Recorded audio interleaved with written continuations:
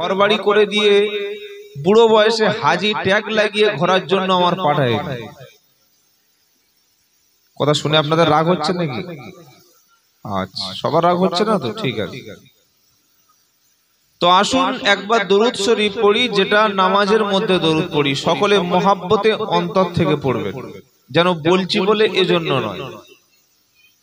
আল্লাহুম্মা সাল্লি আলা মুহাম্মাদ ওয়া আলা আলি মুহাম্মাদ কামা সাল্লাইতা আলা ইব্রাহিম ওয়া আলা আলি ইব্রাহিম ইন্নাকা হামিদুম মাজিদ।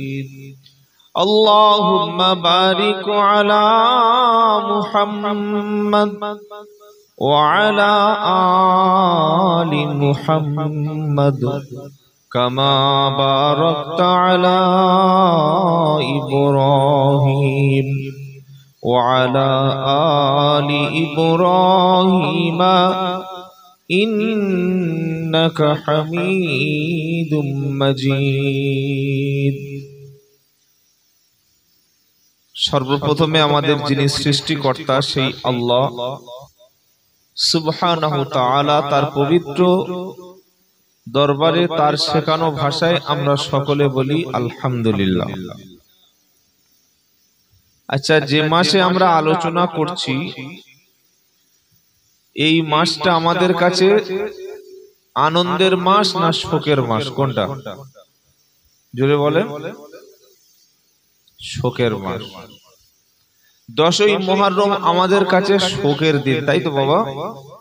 জোরে বলেন। শোকের দিন।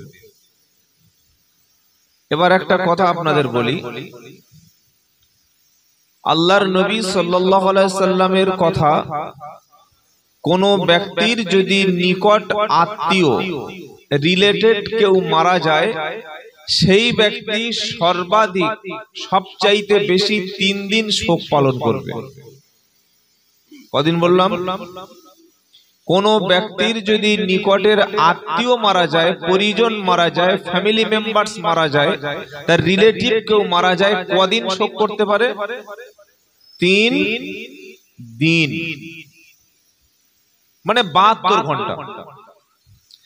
আর কোন মেয়ে ছেলের যদি স্বামী মারা যায়, যায় না অনেক মেয়ে ছেলের কম বয়সে হোক এমনি স্বামী মারা যায়, সেই ক্ষেত্রে সেই মেয়েটি 4 মাস 10 দিন শোক পালন করবে। কদিন বললাম? মানে কোন মেয়ে ছেলে মারা গেলে, বাচ্চারা ঠিক বুঝতে পারছে, বাপ বুঝুক বা না বুঝুক, এখনকার ছেলে মানে বুঝতে পারছে, ওরা হচ্ছে 5G যুগের ছেলে। আমাদের বয়স্ক লোকেদের ধরে এনে দড়ি বেঁধে বোঝাতে হয়, আর ওদের কাছে হা করলে বুঝে যায়, ওরা হচ্ছে সেই ছেলে। হ্যাঁ, একটু মনে রেখে দেবেন। ওই জন্য এই বাচ্চাদেরকে আপনি খুব বাচ্চা ভাববেন না, ওরা আমাদের চাইতে অনেক বেশি বোঝে। আর এখন যারা যুবক ছেলে, এদের জ্ঞান অনেক বেশি, এরা অনেকটা সজাগ, অনেকটা সচেতন। কিছু কিছু বুড়ো লোক আছে, বৃদ্ধ লোক আছে, এখানে ওই দাওয়াতের কাজটা হয় বাবা, জামাতের কাজ হয়তো 40 দিন জামাতে গিয়েছে, ধরে ধরে ধরে ধরে ধরে ধরে ধরে ধরে দোয়া মাসুরাটা শিখিয়ে দিয়েছে, সেই ভুল বলছে, আল্লাহুম্মা ইন্নী জালামাতু নাফসি। 40 দিনের ফল কি দাঁড়ালো? জালামাতু নাফসি। জলাম তো বলতে পারছে না, কিন্তু এই শিক্ষাটা যদি তাকে মক্তবে ইমামের কাছে আমরা বাচ্চা বয়সে দিয়ে দিতাম, তার জন্য অনেকটা কল্যাণের হয়ে যেত। এজন্য দিন শেখা, দিন চর্চা করার বয়স হলো বাচ্চা বয়স। তবে আলহামদুলিল্লাহ দাওয়াতের মেহনতে অনেক মানুষ ভালো হয়েছে, অনেক মানুষ ফিরে এসেছে, অনেকে দিন পেয়েছে, এটা অনেক বড় একটা পবিত্র কাজ। তবে শেখার বয়সটা যেন আমরা ছেলেদের হাতে মোবাইল না তুলে দিই। কথা মনে থাকবে ইনশাআল্লাহ। তবে আমরা না তুলে দিলে সরকার তুলে দিয়েছে, আপনার তুলে দিতে হবে। প্রত্যেকটা মহিলা বা আমাদের বোনেদের মাধ্যমিক পাশ করলে একটা করে টাকা তাদের ইনভেস্ট করা হয়, 10,000 15,000 একটা মোবাইল কিনতে হবে। আর মোবাইল কিনেছে কি কেনে নাই ওই স্লিপটা বা মেমোটা বা বিলটা অফিসে স্কুলে জমা দিতে হবে, সরকারকে দেখাতে হবে আমি মোবাইল কিনেছি। একে তো নাচুনে বুড়ি, আর তার উপরে যদি পায় 5G ফোনের একটা ব্যবস্থা, ও কোন জায়গায় যাবে এবার বুঝে নি। যুগটা হচ্ছে ফিতনার যুগ, কথা মনে থাকবে ইনশাআল্লাহ। তাই যেটা শোনাচ্ছিলাম, আমরা যারা আল্লাহর বান্দা, আল্লাহর গোলাম, আল্লাহর বান্দা হিসাবে পৃথিবীতে আমরা এসেছি, আল্লাহ আমাদের একটা উদ্দেশ্য নিয়ে একটা কারণে আমাদেরকে পাঠিয়েছেন। শুধুমাত্র খাওয়া পরা আর পায়খানা করা এই উদ্দেশ্য যদি কোনো মানুষের থাকে, ওই মানুষটার দুনিয়ার বেঁচে থাকা একটা ছাগল, গরু, কুকুর, ভেড়া, বাঁদর, উট, প্রাণী, চতুষ্পদ জন্তু বেঁচে থাকার মতো সমান। আজ আপনি সারা পৃথিবীর মুসলমানদের দিকে তাকান, পৃথিবীতে দেশ আছে কটা? 195টা। তার মধ্যে মুসলিম country, only for Muslim country আছে 57টা। কটা বললাম? 57টা। এই 57টা মুসলিম দেশের মধ্যে বিশ্ববিদ্যালয়, বড় বড় গবেষণাগার, বড় বড় লাইব্রেরি, বড় বড় বিজ্ঞানী, বড় বড় পরমাণু অস্ত্র তৈরি করে এমন বিজ্ঞানীর সংখ্যা মাত্র হাতে গোনা কয়েকজন। অপরদিকে একটা রাষ্ট্র কোন রকমে তারা দখল করে আছে, দখলদার রাষ্ট্র, ওটা প্রকৃত রাষ্ট্র না, তার নাম হচ্ছে ইসরায়েল। তারা প্রযুক্তির দিক দিয়ে, শিক্ষার দিক দিয়ে পড়াশোনা করে, গবেষণা করে, অ্যানালাইসিস করে, চেষ্টা করে, মেহনত করে 400-র মতো নিউক্লিয়ার বা পরমাণু বোমা তৈরি করে ফেলেছে। কটা বললাম? 400। একটা যদি মহেশতলায় পড়ে না, পুরো এই কলকাতার এই সাইডটা পুরো একদম সব ধ্বংস হয়ে যাবে কয়েক সেকেন্ডের মধ্যে। কলকাতায় একটা, দিল্লি একটা, মুম্বাই একটা, এরকম কয়েকটা রাজধানীতে ফেলে দিলে তারপরের দিন সব শেষ। তার নাম হচ্ছে পরমাণু নিউক্লিয়ার অস্ত্র। সৌদি আরবের কাছে তেল আছে, সোনা আছে, কিন্তু কোনো অস্ত্র নাই। ইভেন সৌদিতে 3000 মার্কিন সেনা আছে, মানে আমেরিকার সেনা নিয়ে সৌদিতে নিরাপত্তা দিচ্ছে। আপনি ভাবেন কথাটা। আমরা পিছিয়ে কেন পড়েছি? তার কারণ হচ্ছে কোরআন নাজিলের, কোরআন আসার, কোরআন পৃথিবীতে আল্লাহ পাঠানোর যে উদ্দেশ্য, যে মাকসাদ, আল্লাহর যে মিশন, আল্লাহর যে ভিশন, আল্লাহর যে টার্গেট ছিল, সেই টার্গেটটা আজকের মুসলমানরা ধরতে, বুঝতে, মানতে, অর্জন করতে ব্যর্থ হয়েছে। আল্লাহ কোরআন যখন প্রথমে পাঠায়, মাসটি ছিল রমাদান, লাউহে মাহফুজ থেকে পৃথিবীতে এসেছেন। এটা আমার কথা না, 2 নম্বর পারা, 8 নম্বর পৃষ্ঠা, 1 নম্বর লাইন, 185 নম্বর আয়াত, সূরা বাকারা। সকলে পড়েছেন কি? শাহরু রমাদানাল্লাযী উনজিলা ফীহিল কুরআন। পবিত্র রমজানুল মুবারকের মাসে আমি আল্লাহ লাউহে মাহফুজ থেকে প্রথম আসমানে কোরআন পাঠিয়েছি। বলুন সুবহানাল্লাহ। পাঠিয়েছি কোন মানুষের উপরে? সেই মানুষটা কে ছিলেন? কে ছিলেন তিনি? 26 নম্বর পারা, 6 নম্বর পৃষ্ঠা, 1 নম্বর লাইন, 2 নম্বর আয়াত, সূরার নাম মুহাম্মদ। ওয়া আমিনু বিমা নুজিলা আলা মুহাম্মাদিন ওয়া হুয়াল হাক্কু মির রাব্বিহিম। আচ্ছা, একটু সুবহানাল্লাহ বললে একটু খুব গুনাহ হবে বাবা। ও সারা জীবন বক্তা বলে দিলে তো হবে। বিয়ের সময় কবুল এরকম বলেছিল আপনাদের নাকি? কুদ্দুসের মেয়ে হারাধনের ছেলে মহিদুলের সাথে 3001 টাকা দেন ওরে কবুল বলো। কি হলো? ইন্না লিল্লাহি ওয়া ইন্না ইলাইহি।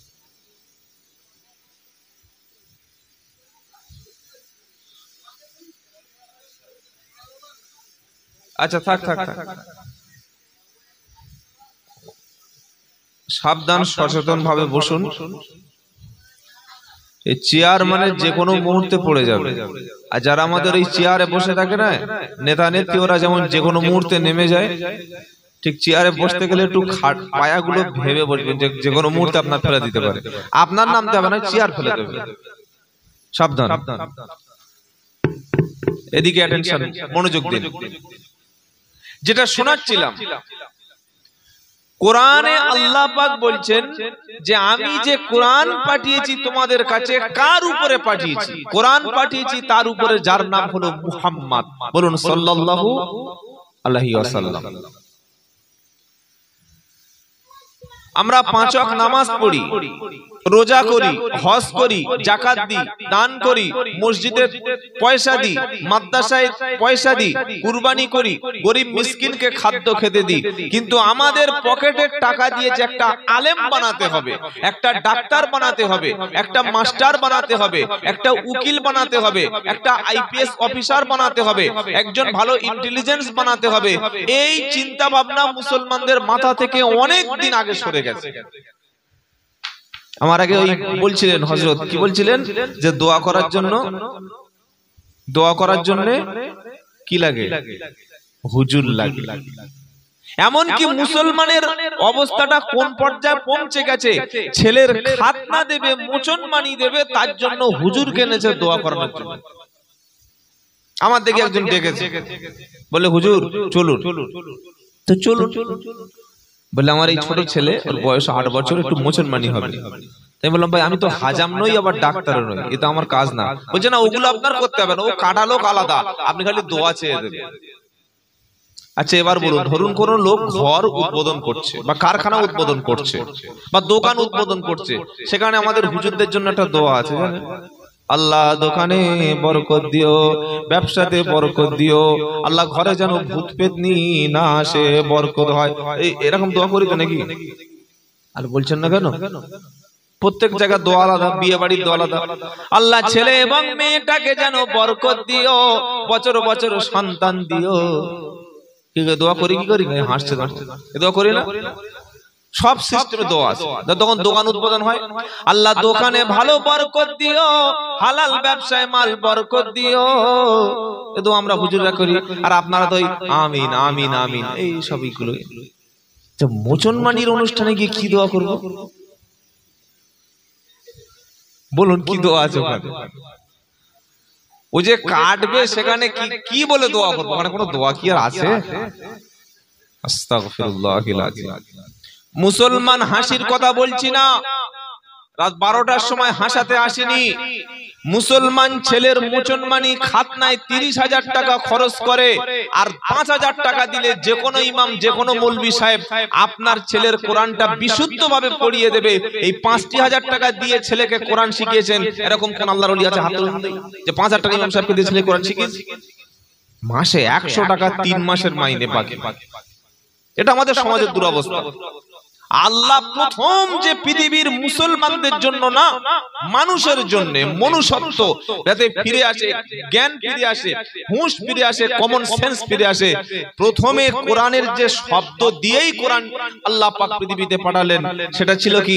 মুসলমানি দাও, গরু খাও, দাড়ি রাখো, টুপি পরো, পাঞ্জাবি পরো, কুরবানি করো, হজে যাও, এগুলো নাকি? আরে বলছেন না কেন?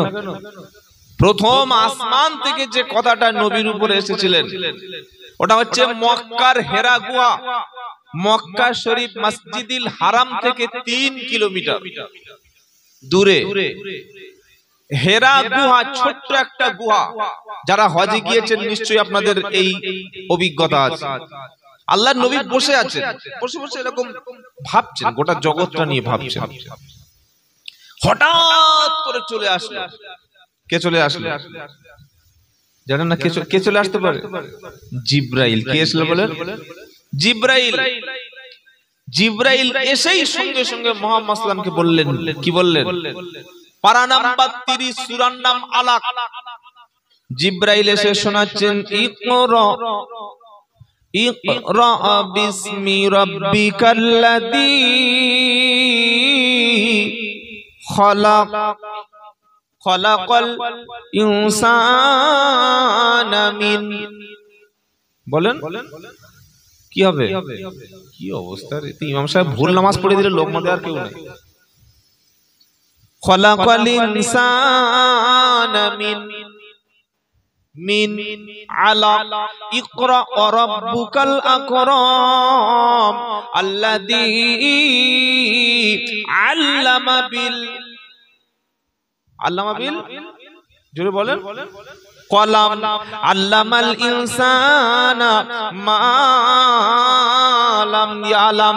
এই পাঁচটি বাক্য, পাঁচটি আয়াত আসমান থেকে প্রথমে মুহাম্মদ সাল্লাল্লাহু আলাইহি সাল্লামের বয়স যখন 40 বছর 11 দিন হলো, জিবরাইল নামক একটা ফেরেশতা, বিশাল সম্মানিত ফেরেশতা, নবীর কাছে এসে মুহাম্মদ সাল্লাল্লাহু আলাইহি সাল্লামের কাছে প্রথম এসে বলল, নবী তুমি পড়ো। আচ্ছা, নবী কোন মাদ্রাসায় পড়েছিল? কোন মিশনে পড়েছিলেন বলেন?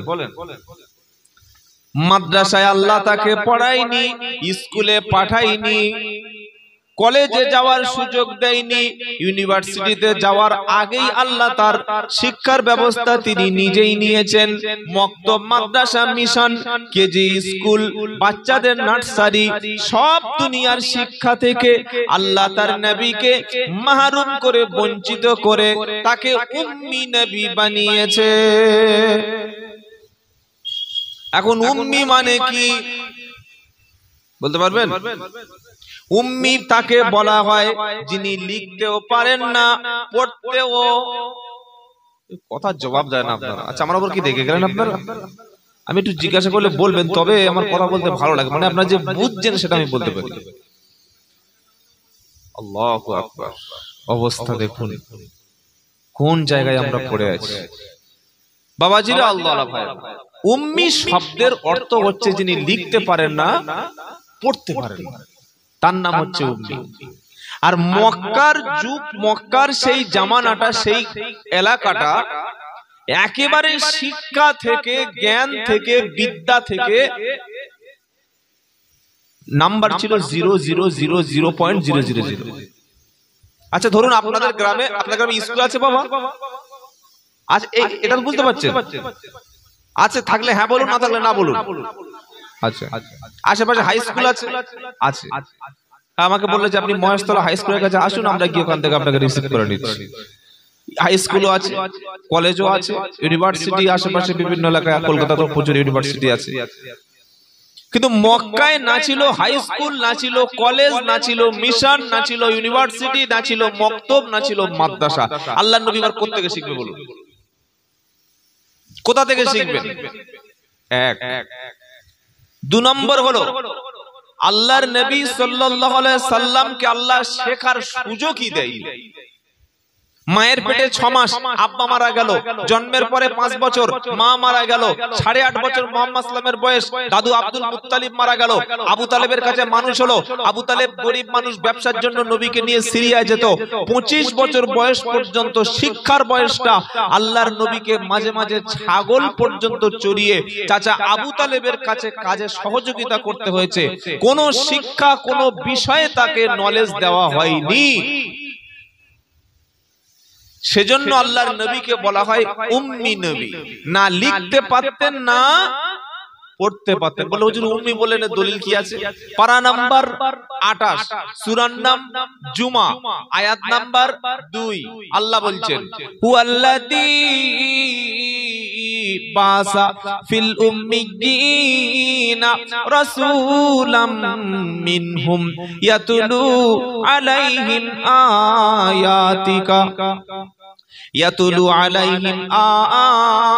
আয়াতিকা ওয়া ইউআল্লিমুহুমুল কিতাবা ওয়াল হিকমা ওয়া ইন কানু মিন ক্বাবলু লাফি দালালিম মুবিন।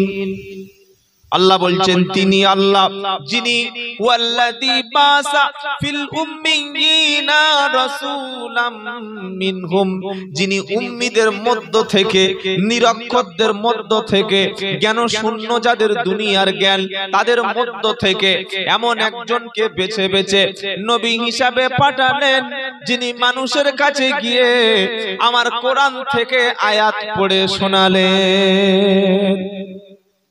সুবহানাল্লাহ এখন বলবেন নাকি কাল সকালবেলা বলবেন কোনটা? আচ্ছা ঠিক আছে। যিনি মানুষের কাছে কোরআন তেলাওয়াত করে শোনালেন, ওয়া ইউযাক্কিহিম, কোরআন তেলাওয়াত করে শোনানোর সাথে সাথে মানুষকে পরিষ্কার পরিচ্ছন্ন পবিত্রতা শিক্ষা দিলেন। সুবহানাল্লাহ বলেন। কে জানতো গোপ ছোট করতে হয়, দাড়ি বড় করতে হয়, বগলের পশম নাভির পশম রাখতে নাই। শুনছেন আপনারা? দাঁত মাজতে হয়, মেসওয়াক করতে হয়, চোখে সুরমা দিতে হয়, চুলটা পরিপাটি করে কাটতে হয়। কে বলেছিল? মুহাম্মদ ইসলামের আগে কেউ কোনোদিন বলে নাই। নখগুলো কাটতে হয়, শরীরটা পরিষ্কার করতে হয়, স্বামী স্ত্রী নাপাক হয়ে গেলে গোসল ফরজ হয়ে যায়, পবিত্র অর্জন করতে হয়, পেশাব করে পানি নিতে হয়। এটা মুহাম্মদ সাল্লাল্লাহু আলাইহি সাল্লামের আগে আরবের যুগে এমন কোন মহাপুরুষ বীর পুরুষ ছিল কেউ বলে?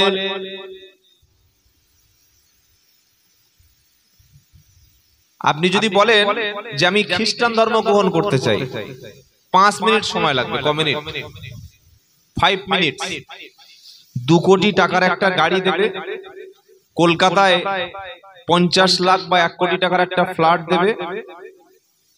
আরে এত সুন্দর একটা মেয়ে ইউরোপ থেকে আপনার এনে দেবে, দেখে আপনার ঘুম এখন 6 মাস হবে। কি বল, বুঝতে পেরেছেন? খালি বলবেন আমি খ্রিস্টান হতে চাই, আর কিছু লাগবে না। এটা বলে একটা স্টেটমেন্ট দেবেন, একটা বিবৃতি দেবেন। ওই খ্রিস্টান মিশনারি যারা কাজ করছে ওরাই এসে আপনাকে ধরে নিয়ে তাদের স্কুলে তাদের সঙ্গে সংস্থার সঙ্গে যোগাযোগ করে প্রথমে একটা দামি গাড়ি দেবে। কোথায় যাবি যা, কি খাবি খা। শুধু গাড়ি দিলে তো আর সারাদিন গাড়ি ঘুরবে তো, রাত্রে ঘুমাবে। একটা হোটেল দেবে, একটা ভালো আপনার বিশাল বড় একটা ফ্ল্যাট দিয়ে দেবে, যে রকম কোয়ালিটির ফ্ল্যাট চান সেরকম দিয়ে দেবে।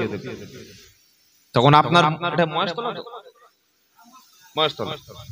মহেশতলার গ্রামের লোক বলবে সে ওই কুদ্দুসের ছেলে ওই জলিল অনেক খ্রিস্টান হয়ে গেছে, তাড়া তাড়া তাড়া গ্রাম থেকে বার করে দেয়।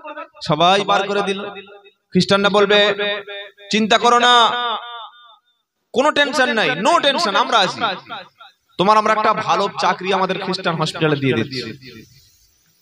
আর তখন বলবে স্যার আমি তো, আমার বিবি ছিল খুব সুন্দরী, বলাই দেখ এই মেয়েগুলো দেখ, কোনটা লাগবে বল। যেটার দিকে তুমি তাকিয়ে মুচকি হাসবে ওই মালটা হাতে তুলে দেবে। খ্রিস্টান হবেন? এখানে বলছে না, কাল সকালে যদি অফার আসে বলবে হুজুর একবার হয়ে দেখি না। কি বুঝলেন? 40 বছর বয়স হয়ে গেছে, পাশে বউ রেখে অন্য মেয়ের কাছে ফোন করে এ নাকি খ্রিস্টানের অফার দিলে করবেন না। কি বুঝলেন? বাড়িতে বউকে শুইয়ে রেখে বলছে আমি, বললে আমি কি বলছে জানেন? বললে আমি একদম সিঙ্গেল। মাল সিঙ্গেল আছে, নাতিপুতি হয়ে গেছে, বলছে সিঙ্গেল। চিন্তা করতে পারছে? মুসলমান এদের কাছে অফার দিলে, আমি যে কথাটা বলছি শুনুন, হয়তো শুনতে রসিকতা হাসি লাগছে, কিন্তু খ্রিস্টান মিশনারি, আমি আপনাকে ইতিহাস থেকে প্রমাণ করছি, ইউরোপ মহাদেশের একটা দেশের নাম হলো স্পেন। যে স্পেনে তারিক বিন জিয়াদ, যার নেতৃত্বে স্পেন স্বাধীন হয়েছিল, ইসলামের পতাকা, কলেমার পতাকা, দিনের মেহনতের ফলে এই স্পেনে মুসলমানরা 786 খ্রিস্টাব্দ থেকে 1492 খ্রিস্টাব্দ পর্যন্ত 750-800 বছর স্পেনে মুসলমানরা নেতৃত্ব দিয়ে রাজত্ব করেছিল। সেই স্পেনের মধ্যে আজকের ওই 100-র মধ্যে 80% মুসলমানের মধ্যে মাত্র 5% মুসলমান স্পেনে আছে। আমি কি হাসানোর জন্য কথাটা বলে ফেললাম? 80% মুসলমান ছিল 1492 খ্রিস্টাব্দে, আজকে 2025-এ সেখানে 5% মুসলমান আছে। তাহলে বাকি গেল কোথায়? কারা সফল হলো? খ্রিস্টানেরা টাকা দিয়ে, পয়সা দিয়ে, তারা অর্থ দিয়ে, সম্পদ দিয়ে, সুন্দর নারী দিয়ে, গাড়ি দিয়ে, বাড়ি দিয়ে তাদের ধর্মগুলো একটা একটা করে সব ঢুকিয়ে দিচ্ছে তাদের ধর্মের মধ্যে। আপনার ছেলেটা আপনার মেয়েটা যদি কোরআন না পড়ে স্কুলে যায়, আমি আব্দুল্লাহ জুবায়ের বলছি, কথাটা লিখে রাখো, আপনার ছেলে আপনার মেয়ে কোরআন না শিখে, দিন না শিখে, আল্লাহ না চিনে, রসুল না চিনে যদি স্কুলে যায়, স্কুল থেকে হাই স্কুলে যাবে, তখন দেখবেন নামাজ ছেড়ে গেছে। হাই স্কুল থেকে কলেজে গেছে, তখন দেখবেন রোজা করছে না, পর্দা মানছে না, মাল খাচ্ছে, সিগারেট খাচ্ছে, জুয়া খেলছে, তাস খেলছে, রাত্রে নাইট ক্লাবে যাচ্ছে। কলেজ থেকে ইউনিভার্সিটি ঢুকলো, ওই ছেলেটা ওই মেয়েটা নাস্তিক হয়ে বেঈমান হয়ে ঘরে ঢুকলো। আগে ইমামদের দেখলে সালাম দিতে, এখন বললে ইমামরাই আমাদের 12টা বাজে দিচ্ছে। খালি পর্দা করো, নামাজ পড়ো, রোজা করো, কোরআন পড়ো, এছাড়া আর কিছু নেই। এদিকে লক্ষ্য রাখুন, আরে হ্যালো, এদিকে দেখুন বাবাজিরা, আল্লাহ ভাইরা। তাহলে আল্লাহ রসুল পাক সাল্লাল্লাহু আলাইহি ওয়াসাল্লাম পৃথিবীতে এসে প্রথম তিনি কোরআন শুনিয়ে দিয়েছিলেন। কি শুনিয়ে দিয়েছিলেন? কোরআন। হুয়াল্লাযী বাআসা ফিল উম্মিয়িনা রাসূলাম মিনহুম ইয়াতলু আলাইহিম আয়াতিকা। তিনি আল্লাহ, তিনি উম্মীদের মধ্য থেকে, নিরক্ষরদের মধ্য থেকে এমন একজনকে রাসূল হিসাবে তোমাদের কাছে পাঠালেন। ইয়াতলু আলাইহিম আয়াতিকা, যিনি আল্লাহর আয়াতকে, আল্লাহর বাণীগুলি তোমাদের কাছে তেলাওয়াত করে শুনিয়ে দিল। 2 নম্বর হলো ওয়ায়ুযাক্কিহিম, যিনি পরিষ্কার ও পরিচ্ছন্ন শিক্ষা দিল, নফসের তাজকিয়া করলো, অন্তর থেকে শিরক দূর করে দিল, বিদআত দূর করে দিল, কুসংস্কার দূর করে দিল। মক্কার মানুষদের মনের মধ্যে ছিল 360টা খোদা, আর নবী মেহনত করে এনে দিল এক খোদা। কি শুনছেন? ওদের মনের মধ্যে ছিল 360। নবী ওই পরিশ্রম করে করে, মার খেয়ে খেয়ে, অত্যাচারিত হয়ে হয়ে কটা পরিচয় করে দিল? একটা। ওদের কাছে ইলাহা ছিল 360টি। নবী বললেন ইলাহা, ইলাহা। আচ্ছা, আমরা যখন কলেমা পড়ি কি বলি? লা ইলাহা। এটার মানে কি বাবা? লা ইলাহা মানে কি? এই একজন মানুষ কথা আপনারা বুঝতে পারছেন না? লা ইলাহা মানে কি? কোনো মাবুদ নাই, কোনো ইলাহা নাই, কেউ নাই। প্রথমে নেগেটিভ, প্রথমে আপনি সবাইকে উড়িয়ে দিতে হবে মন থেকে। আপনি নামাজি, পরেশগার, আবার কোন কবরের কাছে গিয়ে ওই মনে মনে করছেন, খবরওয়ালা ছেলে দিতে পারে রে, এর বিশাল পাওয়ার, আমার ব্যবসা এখানে যদি মাথা নিচু করে একটা তাবিজ মাজার কাছ থেকে নিয়ে যাই, আমার বিবিকে যদি মাথা নিচু করে কবরের কাছে একবার সেজদা দিতে পারি, আমার ছেলেটার ওই সামনে নিট পরীক্ষা বা ডব্লিউবিসিএস পরীক্ষা দেবে, ওকে নিয়ে যদি কবরের কাছে একবার মাথা ঠুকিয়ে নিতে পারি, আমার মেয়েটার বিয়ে হচ্ছে না, বারবার বিয়ে ভেঙে যাচ্ছে, যদি কোনো কবরে ধুলে এনে আমার মেয়ের কপালে ঘষে দিতে পারি, একদম সঙ্গে সঙ্গে ভালো ছেলের সঙ্গে বিয়ে হয়ে যাবে। এই বিশ্বাস যদি মনের মধ্যে থাকে, আপনি আল্লাহর জায়গায় আরো 3-4টা আল্লাহ মনের মধ্যে রেখে দিলেন। এজন্য কলেমা প্রথমে শোনাচ্ছে লা ইলাহা, কোনো ইলাহা নাই, কারোর কোনো ক্ষমতা নাই, কারোর পাওয়ার নাই, কেউ কিছুই করতে পারে না, কেউ কিছুই। এইবার বলছে ইল্লাল্লাহ, আল্লাহ ছাড়া, আল্লাহ ছাড়া আর কারোর কিছু করার ক্ষমতা নাই। এই বিশ্বাস আছে সবার ইনশাআল্লাহ? যদি বলেন বিশ্বাস যদি মুসলমানের থাকে, মসজিদে জামাতের লোক হয় না, আর মাজারের সামনে গিয়ে দেখবেন সেখানে ঢোকার সুযোগ পাওয়া যায়। বেশি দূর যেতে হবে না, ঘুটিয়ারি শরীফ নাম শুনেছেন? শোনেন নাই? আমাদের ইমাম সাহেব আলেম ওলামারা সব আছে। 17ই শ্রাবণ একটা বাবার মেলা হয়, গাজী সাহেবের মেলা। একবার যাবেন, এখান থেকে জানতো আপনারা? হ্যাঁ যাবেন, ভালো সওয়াবের কাজ। গাঁজাও খেয়ে আসবেন, ফ্রিতে দিয়ে দেব, আমি কন্টাক্ট করে দেবো গাঁজা। কি বুঝলেন? আর মাজারের পাশে মেলা বসে, কলকাতা থেকে, বিহার থেকে রেন্ডি, পতিতা, দেহ ব্যবসায়ী, চামড়া ব্যবসায়ীরা ও 5000 টাকা থেকে 500 টাকার কাস্টমার পাওয়া যাবে। এটা আমি বানানো কথা বলছি না। আমার বন্ধু যারা পুলিশের লোক, আইবির লোক সেখানে ডিউটি করেছিল, তারা আমাকে এসে বলছে, হুজুর এই ছবিগুলো দেখুন, এটা 500 টাকার মাল, এটা 1000 টাকার মাল। তারা এসে সার্ভিস দিচ্ছে, শরীর বিক্রি করে পয়সা উপার্জন করছে। হচ্ছে মাজারের পাশে। মুসলমান মাজারে যাবে কেন? মুসলমান কবরে যাবে কেন? মুসলমানের সঙ্গে মাজারের কিসের সম্পর্ক? মুসলমানের সঙ্গে মরা লোকের কিসের সম্পর্ক? মুসলমানের সঙ্গে একটা মাজারের সম্পর্ক কেন? মুসলমানের সঙ্গে সম্পর্ক হবে আল্লাহর ঘরের। ইনশাআল্লাহ বলি, আজ যদি আল্লাহর ঘরের সঙ্গে সম্পর্ক করতে পারতাম আমাদের কপাল পড়তো না। আমি বলছি না যে মাজার খারাপ, মাজারে যে পীর আছেন, ওলি আছেন, তাকে শ্রদ্ধা করি, সম্মান করি, রেসপেক্ট করি, মর্যাদা করি, তাজিম করি, কিন্তু তিনি আল্লাহ নন, তিনি রাসূল নন, তিনি পীর। তার ভুলও হতে পারে, তিনি মাসুম না, হয়তো তিনি কবিরা গুনাহ করেন না। আমরা অনেকে মনে করি যে পীর সাহেব যেটা বলবে ওটাই হচ্ছে ধর্ম, ইমাম সাহেব যেটা বলেছে ওটাই সঠিক, বক্তা সাহেব যা বলেছে ওটাই সঠিক। এটা আপনার জাহালাত।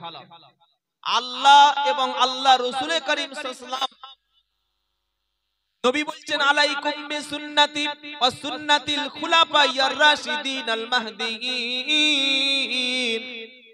আমি নবী আমার সুন্নাতটা মানো, আমার পরে আমার খোলাফায়ে রাশিদিন আবু বকর, উমর, উসমান, আলী রাদিয়াল্লাহু আনহুম আলাইহিম আজমাইন, এই চারজন হলো খোলাফায়ে রাশিদিন। তাদের পদ্ধতি তরিকা সুন্নাতটাও মানো। আমার নবী আমার সুন্নাতটা মানলে তোমরা নাজাত পাবে, আমার খোলাফায়ে রাশিদিনদের তরিকাটা মানলে তোমরাও নাজাত পেয়ে যাবে।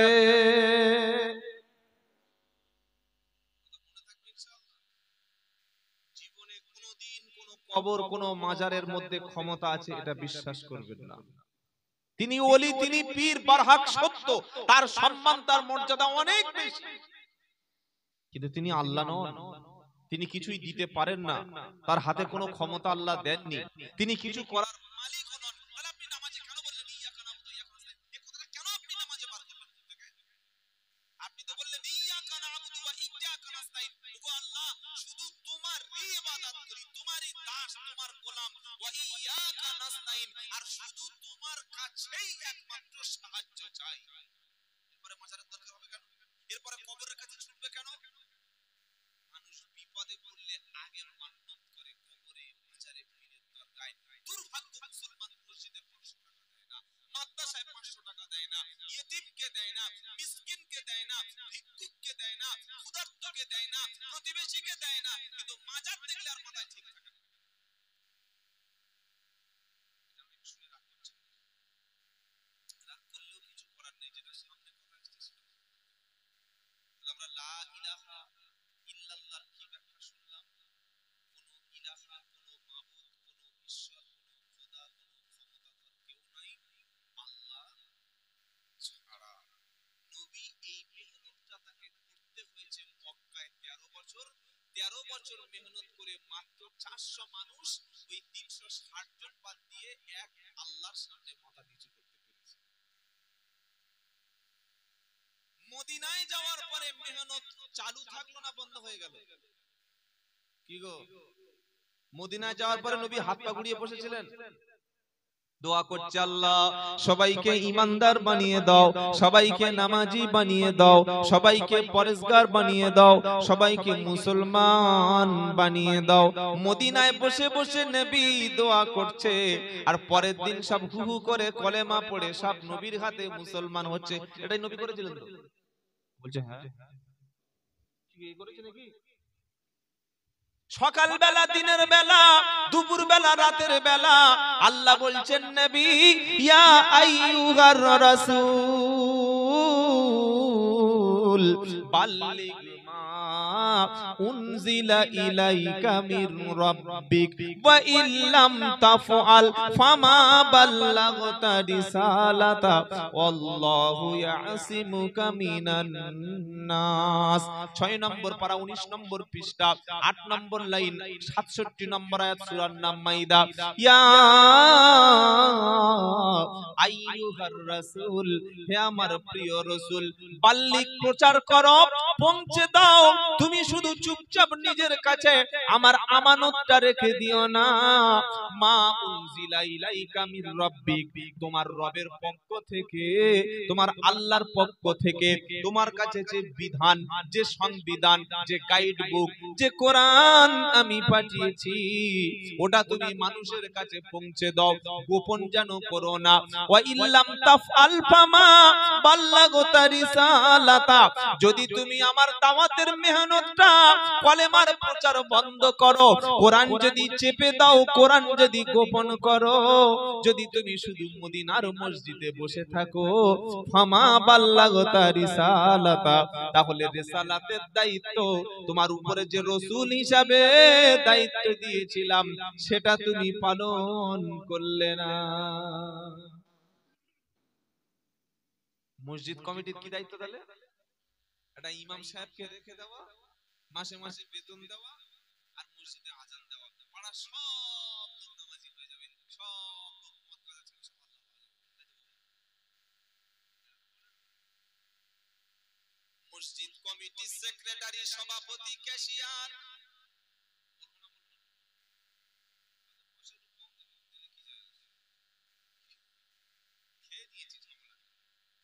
মসজিদ কমিটির সেক্রেটারি, ক্যাশিয়ার, সদস্য যারা, মসজিদের ইমাম সহ নামাজির ব্যক্তির মধ্যে মনে মনে কল্পনা করবে, ভাববে, রব্বানা আমরা 20 জন নামাজ পড়লাম, 80 জন বেনামাজি। আপনাদের কথা বলছেন, আমার বাড়ি বারাইপুর চাম্পাহাটি, ওখানের কথা বলছি, শুনছেন? 20 জন নামাজি, 80 জন বেনামাজি, 10 জন কোরআন জানে, 90 জন জানে না, 10টা মেয়ে হিজাব জানে, 90টা মেয়ে হিজাব পরে না। সেক্রেটারি, ক্যাশিয়ার, সভাপতি, ইমাম প্রতি মাসে একদিন করে মসজিদে মিটিং হবে। ও ভাইরা কি করে দিনের দাওয়াতটা ডোর টু ডোর, বাড়িতে বাড়ি, সব বাড়িতে কিভাবে পৌঁছে দেয়া যায়, কিভাবে নামাজি বাড়ানো যায়, কিভাবে কোরআনওয়ালা বানানো যায়, মদের হাত থেকে যুবক ছেলেদের বাঁচানো যায়, ফ্রি ফায়ার পাবজি থেকে ছেলেদের বাঁচানো যায়, কিভাবে ছেলেদেরকে শিক্ষিত বানানো যায়, কিভাবে সমাজ থেকে জুয়া, কিভাবে মদ নেশা, এই জিনিসগুলি থেকে সমাজের মানুষদেরকে ফিরিয়ে আল্লাহর দিকে আনা যায়, এই সম্পর্কে ইমামও ভাববে, মুতাআল্লিম ভাববে, ক্যাশিয়ারও ভাববে, সেক্রেটারি চিন্তা করবে। বলল হুজুর এসব কি কথা বলছেন, এগুলো কে বলেছে? নবী বললেন কুল্লুকুম রাইন ওয়া কুল্লুকুম মাসউলুন আন রাইয়াতিহি, তোমরা প্রত্যেকে অভিভাবক, বাপ তার সংসারের অভিভাবক, গ্রামের যিনি নেতা তিনি গ্রামের অভিভাবক, মসজিদ কমিটির সেক্রেটারি মসজিদের অভিভাবক, ইমাম সাহেব তিনি পুরো গ্রামবাসীর অভিভাবক, গার্জিয়ান, তার আন্ডারে তার দায়িত্বে যত মানুষ আছে প্রত্যেকের সম্পর্কে আল্লাহর কাছে সেদিন আসামির কাঠগড়ায় দাঁড়াতে হবে। খালি গলায় ব্যাস দিয়ে আমি সেক্রেটারি, আমি ক্যাশিয়ার, এই কথা বলে আঙুল ফুলে কলা গাছ বলে কিন্তু চলবে। আল্লাহ রাসূল এই আয়াতটা নাযিল হওয়ার আগে আল্লাহ রাসূল পাক সাল্লাল্লাহু আলাইহি ওয়াসাল্লাম তিনি যখন আয়াতটা নাযিল হয়ে গেল, সূরা মাইদার 67 নম্বর আয়াত, হে আমার রাসূল আপনি প্রচার করতে থাকুন। ওই দিন থেকে আল্লাহর নবী কোন মুহূর্ত নামাজ ছাড়া আর একটা মুহূর্ত ঘুম ছাড়া দিন রাত খালি পরিশ্রম করে গেছেন, কিভাবে মদিনার জমিনে, কিভাবে আরবের জমিনে জাহালাতের যুগে মানুষদেরকে ফিরে এনে ভালো পথে আনা যায়। ও মুসলমানের ছেলেরা, আল্লাহর ভাইরা, আমরা মসজিদ কমিটি যাতে দেখেছি সম্মানের তারা, সেক্রেটারি সম্মানিত, সভাপতি সম্মানিত, ক্যাশিয়ার সম্মানিত, সদস্য সম্মানিত। কোনদিন আজ পর্যন্ত শুনেছেন কিনা জানি না যে মসজিদ কমিটিতে নামাজি বাড়ানোর জন্য, কোরআন বাড়ানোর, কোরআন ওয়ালা বাড়ানোর জন্য, বাচ্চাদের মধ্যে দিন কিভাবে তৈরি হবে, গ্রামের মধ্য থেকে মদের কারবার কিভাবে কমে যাবে, লটারি টিকিট ছেলেরা কাটবে না, গ্রামের মধ্যে হারাম কাজ হবে না, আল্লাহ রাসূলের সঙ্গে দুশমনি করবে এরকম কাজ গ্রামে হবে না। এজন্য সামনের মাসে 2 তারিখে রবিবার আসর বাদ বা মাগরিব বাদ এশাবাদ মিটিং ডেকেছি, সবাই উপস্থিত থাকবেন। শুনেছেন কোনদিন? এখন একটা উত্তর দিন। এবছর ঈদের নামাজ কবে হবে? কিছু লোক বললো 7টা হলে কথা হয়। আচ্ছা, কারা কারা 7টায় হাত তোলো? সকাল 7টায় গো বকরাইদের নামাজ। আচ্ছা, 8টায় কারা কারা বলছে হাত তোলো? 15-20 জন সব দলের লোক থাকে, তো চোরের দলেও লোক থাকে। আমরা বলছি 8টায় হলে ভালো হয়। তখন সেক্রেটারি কেসে সবাই বলল 7টা মেজরিটি হলো, ওই 7টাই হবে, ওটাই ভালো হবে। হয় কি হয় না? এমনকি ইমাম বাড়ানোর জন্য ইমাম রাখার আগে মিটিং হয়, ইমাম বাড়ানোর জন্য মিটিং জানেন? ইমাম বক্তব্য করেছে সুদের বিরুদ্ধে, আর দুর্ভাগ্য সেই ক্যাশিয়ারটা ফাঁকা।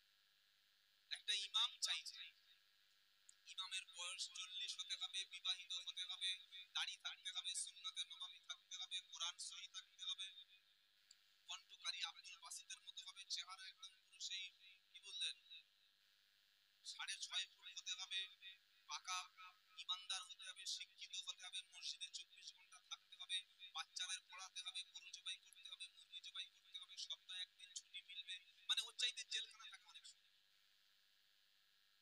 শেষে বেতন লিখছে মাত্র 6,000। আমি বললাম আমাদের গ্রামে যে পায়খানা পরিষ্কার করে মাসে 12,000 টাকা। বর্তমান যুগে প্রত্যেকটা মসজিদে ইমামদের প্রতি আমাদের লক্ষ্য রাখা দরকার। কথাটা কষ্ট পাবেন না, আল্লাহর কাছে জবাব দিতে হবে। মাদ্রাসা করা সহজ, মাদ্রাসা চালানো কঠিন। মাদ্রাসা করা সহজ, মাদ্রাসা পরিচালনা করা কঠিন। মসজিদ এবং মাদ্রাসায়, প্রত্যেকটা মসজিদ এবং মাদ্রাসায় নামাজি, পরিষ্কার